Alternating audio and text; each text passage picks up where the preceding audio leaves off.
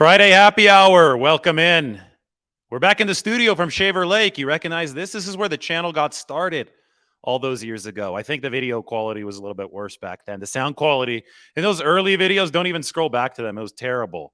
Now we have the mic and the mic arm, so it's a cavernous space in here. So I think you need that. The mic is a little too far away. It's going to sound like you're in a tunnel. But we're here to talk about Isaiah Oliver, the 49ers new nickelback. He's going to be the starting nickelback. I know that in his interview the other day, he didn't divulge which position he'll play, but it's obvious. And we'll go through why, because there's some good and there's some bad, but he's going to be a problem for opposing offenses. That's why the 49ers signed him, because he has a skill set that fits into that slot cornerback position.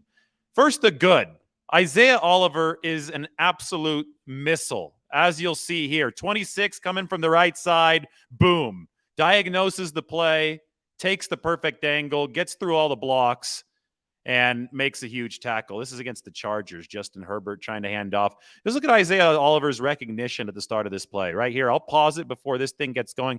He notices the motion here at the right, and he does his playbook study, obviously. With that motion coming across the formation, Isaiah Oliver knows that this is going to be a handoff, and at this point, there's no chance for the Chargers. There's nobody assigned to block him. This play needs to hit the hole faster to have a chance to get past Isaiah Oliver. But when you've got that kind of twitch, that kind of speed, and that kind of recognition at the line of scrimmage, you become a missile. Kind of like Talanoa Hufanga, right? Hufanga made a lot of those plays, those types of plays for the 49ers last year. Now, here's the flip side, though. There is some bad.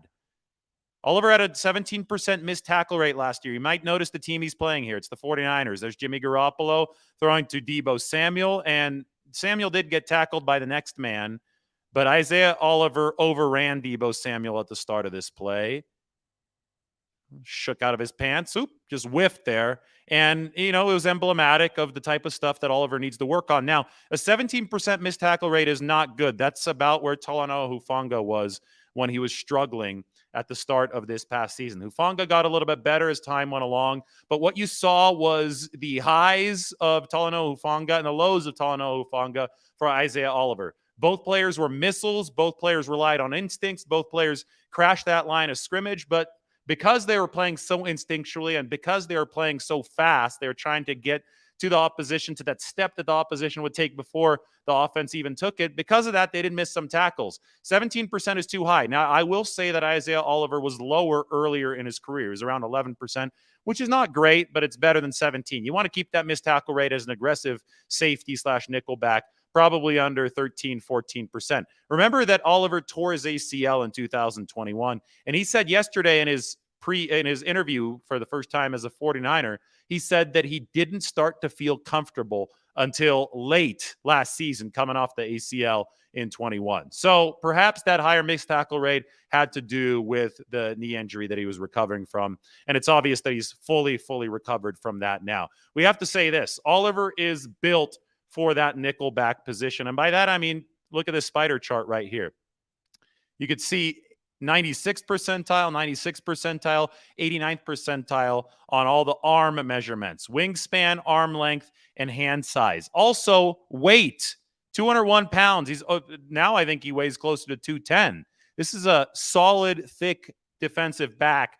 A lot of times you're going to see cornerbacks and even nickels at 180, 190, and that's just not going to cut it in the fray of the box in the NFL. You see, nickelbacks in the NFL are lined up close to the action of all the 300-pounders who are just banging around there on the inside. The corners, they get to play on the outside, so they don't generally have to be as muscular. The frame doesn't have to absorb as much. But nickelbacks, they're in the middle of that mess. And Isaiah Oliver at 6'0" or 6'1" and about 205, 210 pounds, he's built for that. At the same time, he's got good short area quickness. Now, he doesn't have good top line speed. The one area of this spider chart that you see isn't great. 47th percentile is the 40-yard dash. He ran a 4.5.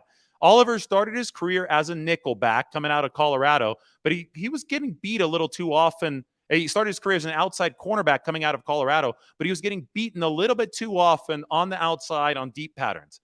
So 2020, 2021 rolled around.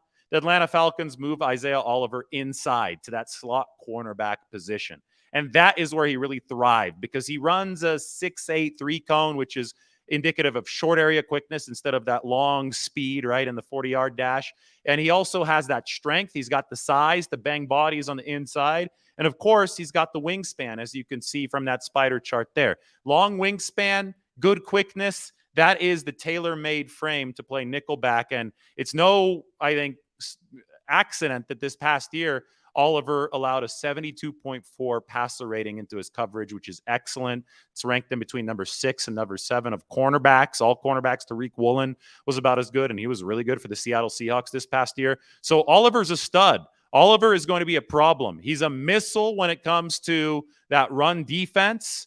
He does miss some tackles, but I think that's going to ameliorate itself due to the fact that he's going to get further and further away from that ACL injury. And even though he has average speed, that doesn't really matter anymore because he doesn't play outside cornerback exclusively anymore. He's got the versatility to be able to do that, but the 49ers signed this guy to be a nickel to replace Jimmy Ward. He can give him some safety reps if they need be, but that nickelback spot in an NFC West that features Cooper Kupp, Tyler Lockett, elite wide receivers who line up in the slot more than 50% of the time, you need a good nickelback.